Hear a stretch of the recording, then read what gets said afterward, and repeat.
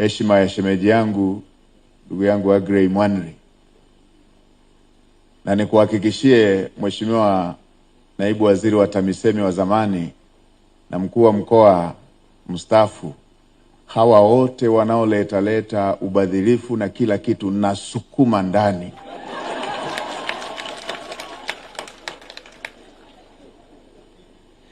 Nilifika pale Muheza nikakuta wamelipana posho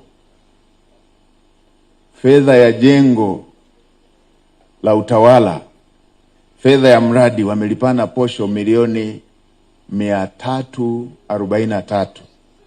Nikasema hao kamata wote, sukuma ndani. Nikapita Mombo pale nikakuta mkandarasi, Mheshimiwa Rais amepeleka mradi wa zaidi ya milioni 900. Tangu mwaka jana, mwaka mzima mkandarasi amelipwa fedha. Ametoweka na fedha hizo. Hajapeleka hata kifaa kimoja kwenye mradi. Anatembea tu na amepiga mkanda nje na tai kule. Wananchi pale maskini wanahangaika kununua maji. Wanawanyima mama wengine wananyima watoto wao hata kitumbua ili wanunue maji.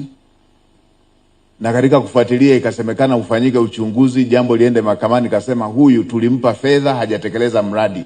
Hamna longolongo hapa na kupotezeana muda. Kamateni, sukuma ndani. Wala asiwe huru mpaka azitapike hizo fedha. Ndio. Kwa hiyo jahazi linasonga mbele. Nakushukuru kwa